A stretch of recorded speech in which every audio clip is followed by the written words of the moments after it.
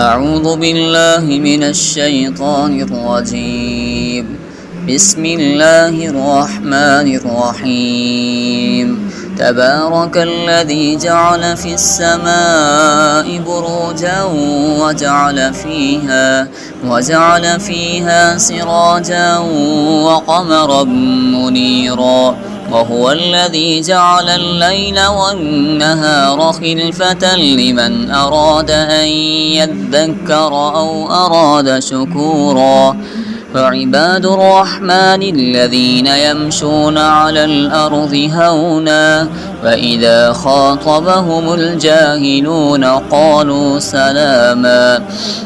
والذين يبيتون لربهم سجدا وقياما، والذين يقولون ربنا اصرف عنا عذاب جهنم إن عذابها كان غراما إنها ساءت مستقرا ومقاما.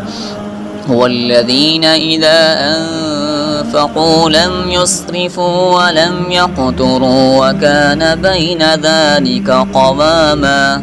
والذين لا يدعون مع الله إلها آخر ولا يقتلون النفس التي حرم الله إلا بالحق ولا يزنون، ومن يفعل ذلك يلقى أثاما يضاعف له العذاب يوم القيامة ويخلد فيه مهانا، إلا من تاب وآمن وعمل عملا صالحا فأولئك يبدل الله سيئاتهم حسنات وكان الله غفورا رحيما.